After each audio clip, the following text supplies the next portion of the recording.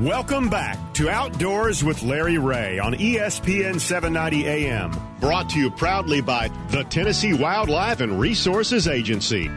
Hey, good Saturday morning. Welcome back to Outdoors with Larry Ray. As I said earlier, as we close in, and Frank Barton is the co-host. Frank, it's hard to believe we're almost at 500 shows in 19 years. Frank, I know you've been with me probably a good 8 to 10 years. And you and I have done a lot of shows together, but 500 radio shows, man, I must have been a pup when I started this. Was I, Frank? Do you remember? I've been with you for 12. You've been with me 12 years. Golly. 12. Okay. Well, got a lot of great memories. But anyway, we want to talk these last two segments about Major League Fishing. Frank is listening to this because he is the co-host. We're going to bring in our expert, the director of the Outdoors with Larry Ray Pro Staff, the man who knows all the angles and know where everything is biting, and that's the world's only Ron Wong. Good morning, Ron. Hey, good morning, Larry. Hey, good morning, Frank. All right. I'll tell you, if I sound kind of fuzzy, I am actually on my way to Paris Landing State Park for the launch of the last day of the American Crappie Trail tournament they have there, and so don't mind the road noise. You sound fine, and next week's show we will have the champs of that tournament on Outdoors with Larry Ray, and not only will that, but we're going to let Buddy Gross talk a little bit too, a little fishing with us on next week's show. I'll give you a little hint there. I've been looking forward to this guest because he's always one of our favorite out of Harriman, Tennessee. The young man, wire to wire to Forest Wood Cup. I'll never forget that with a victory there. Now part of the Major League Fishing heavy hitters, and just one of our favorite on Outdoors with Larry, Jacob Wheeler. Good morning, Jacob. Good morning, everybody. Thanks for having me on, guys. Always good to have Jacob on. And before Ron jumps in here, I wanted to tell Jacob, I know I really liked, that win on Pickwick. That had to be fun. I think you said that I truthfully can't believe that this just happened. So, I mean, when I read that, and you also said I'm tremendously tickled to hear that. That's spontaneous, buddy. How did it feel to win that thing at Pickwick? Man, it felt unbelievable. You know, I enjoy fishing offshore. The Tennessee River in general is just, feels like home away from home now. You know, I grew up in Indianapolis, Indiana. Yep. There's not a whole lot of ledges in Indiana, so to come down and have a good event a few years back and winning Bass Fest back in the day, and then to go down there and go on Pickwick and have win an event on another TVA lake, it felt really good. It felt really good. A lot of great fishermen were in that group, and so it was. I knew it wasn't going to be easy, but it was really cool to have it all come together. I can't believe you actually said you fished 30 different spots. Come on. Oh yeah, I probably fished more than that. That was probably an understatement, believe it or not. Really? You just try to.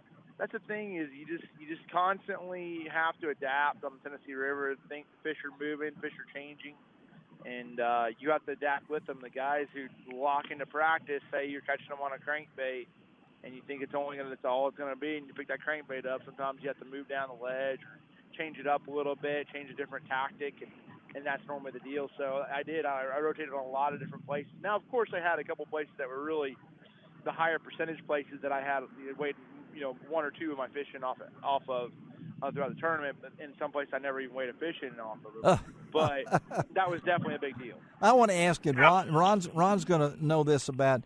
I read in there, Jacob, and tell us about this. Instead of signing with one company for electronics, you got three. What's the deal on that? Yeah, for me it was just that every company it was electronics. The big three I call them Lowrance, Humminbird, and Garmin. Obviously they all have their advantages, and for me personally, I just I like a few things that from a Lowrance perspective. I like a few things from the Humminbird perspective. They have a lot of different things. Side imaging is really good, and then I have a few things that I like on the Garmin side with the Panoptic and everything else. So that was something that I just decided for me personally I was going to go ahead and pretty versatile and just run them all.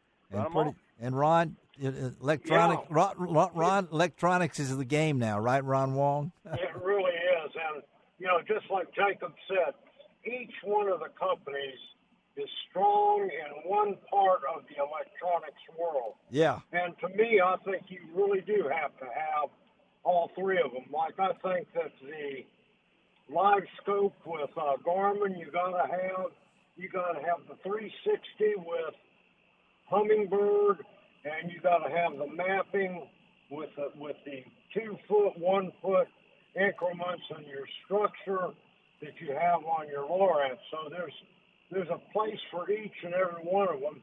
And I agree with Jacob. You've got to have them all and learn them to be good, and that's what helps you. And Jacob, one of the things that you did, you beat a lot of great local fishermen on Pickwick. Yeah, he did. Yeah. But you did not go after the big schools of fish or the community holes, but you found your own little spots, and that's why you had to go to so many different places. Isn't that right? Yeah, that was definitely part of it. I really didn't get to sink at them. I had multiple different places. Some places had big schools on them, and I would get multiple fish off them, and some places were isolated, and they only had a couple bass there. So I would really balance between both of them. And the thing is, I feel like in the Tennessee River, electronics have gotten so good, guys are running all the great stuff, and it's hard to have anything to yourself, so I just had to rotate on all the stuff that was, whether it was obvious or not obvious, or small groups, big groups. You just basically had to make a rotation on all of it, start to figure it out throughout the event. And that's basically really what it came down to. Most of the time in practice in a Tennessee River event, I'm not really casting a whole lot. You might pull up and see 20 or 30 fish down there, make cast, catch one, and then roll on. You don't really know if there's, hey, it might have been a 4-pounder, and that was the biggest fish in the group, or if that's, hey, every throw you're going to catch a 4-pounder. So you just have to learn as you go, and that's part of what it is, and that's why I love it. It's sort of like opening up it's like opening up your Christmas present Christmas morning. You just don't know what you're going to get. Well, let's say you mentioned 4-pounder. All right. That brings us to the Kissimmee chain. That brings us to South Florida. That brings us to what happened in Major League Fishing. The Jordan Lee came up. The 3-pound minimum. I got to ask you about that. That's opened up a lot. Talk about competing in a tournament that has a 3-pound minimum. Yeah, we had heavy hitters just last week on the Kissimmee chain. First qualifying rounds and through the knockout round was a 2-pound minimum, and the final round for heavy hitters is a 3-pound minimum. Yeah. A fishery like Kissimmee can really hold that. That's a really good fishery. It has a lot of big fish in it, obviously, and so it was definitely a little bit different. You have a different way of fishing. Obviously. The thing is, you're trying to, I was throwing a smaller swim baits or, 5-inch swim bait throughout practice or throughout the tournament with a 2-pound minimum. Well, I bumped it up to a 6- and a 7-inch swim bait, larger crankbaits, larger profile crankbaits. You guys try, it's just a different caliber of fish, And so, that final day, I didn't have a lot of success. I caught a lot of fish. Yeah. The final day, made the top 10. I never caught a scoreable 3-pounder. I caught a lot of 2.5, 2.75. Right under it. Yeah. And that's what's so enjoyable about it. Was that fun? I enjoyed it. I did. It was just a different deal. Sometimes though, regardless of what you do, you can pick up the biggest bait out there and catch a 12-incher, and you can pick the littlest bait out and catch the biggest fish in the lake. So some days you just scratch your head and say, all right, fish, you won. Well, now we're talking to Jacob Wheeler out of Harriman, Tennessee. A winner at Pickwick Lake recently, and part of the heavy hitters of the Major League Fishing, which to me has spurred a lot of interest during this pandemic, because you're watching TV, you're watching these events. I wonder, from your perspective as an angler with so many cameras and so much going on, what's it feel like to be on that boat when all this is going on? It feels really good just to be back. I think a lot of people have been affected by this. Whether in every walk of life. So I feel like just to be back on the water, be competing it makes you grateful for it. Sometimes we take things for granted, in life in general, And I think that's something that you realize, hey, you don't take the small things. Tournament basketball was something I took for granted, and to be able to have that back is a big deal. Well, I think that it's good to see it on TV and to see the advantages of it. So, what's next for Jacob? What's next for me? We have a event practicing right now. You hear the beep in the background on Chickamauga, getting ready for the event coming up here. We have the FLW Super Tournament coming up. So today is the first day of practice. Yeah. Running around trying to see if I can't find a few bass and try to compete. You have 200 some odd pros in this event, so it's going to be one that's definitely going to take a lot of weight, and guys are going to catch them. But it just got to put the work in. Well, I know that.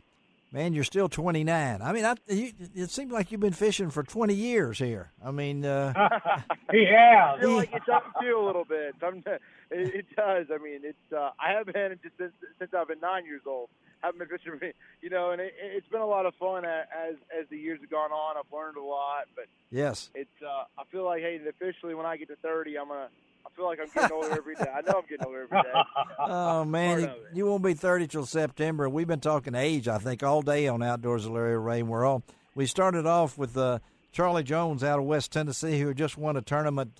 Jacob, he's 75 years old. And, so I can imagine Jacob Wheeler at 75. I'll be 115 still doing this show. So that's good. that's a good thing. Yeah, that's what I feel like with everything. But hey, buddy, we appreciate you being with us on Outdoors with Larry Ray, taking time as you always do. We don't believe in luck; just go out and catch a bunch of fish, and we'll stay in touch. Okay, man? Sounds great, guys. I'm gonna go try to find a few bass. Y'all have a great. Go get them, man. All right, thanks, Jacob. All right, see y'all. All right, Mark Rose is next up, and Mark was getting nervous. I don't want to get Mark nervous. You know that, so. We're going to take a break, come right back. Mark Rose is on deck. Frank Barton is ready to bark out the show introduction, the segment introduction. So we'll be right back on Outdoors with Larry Ray.